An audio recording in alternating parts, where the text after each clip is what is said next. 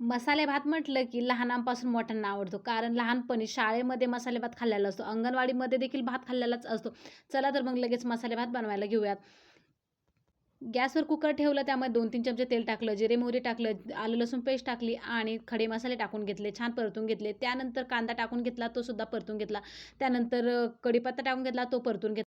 एक बटाटा आणि एक टोमॅटो चिरून घेतलं, ते सुद्धा टाकून घेतलं. ते छान परतून घेतलं. त्यानंतर टाकला वाटाणा आणि इथं टाकली कोथिंबीर. हिरव्या मिरच्या सुद्धा कट करून घेतल्या, त्या सुद्धा टाकून घेतलेल्या आहेत. 1 चमचा गरम मसाला, थोडी हळद, लाल तिखट टाकून घेतलं.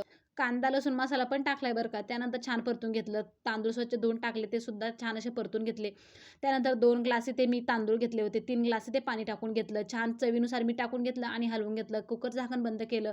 4 शिट्ट्या होईपर्यंत भात चांगला शिजवून घेतला. त्यानंतर ना झाकण काढून बघितलं, भात मस्त असा शिजून वरती आलेला होता.